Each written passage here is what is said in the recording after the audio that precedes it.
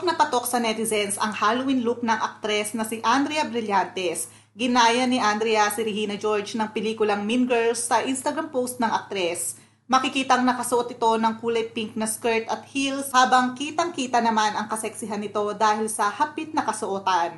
Kapansin-pansin din ng ibang kulay ng buhok ni Andrea. Sa mga sumunod pang larawan, mas ibinida pa ni Andrea ang kanyang kaseksihan at nagbago ito ng costume. Tinusuan naman ng mga netizens ang post na ito ni Andrea. Sa kasalukuyan, si Andrea nga ay mapapanood sa programang Senior High.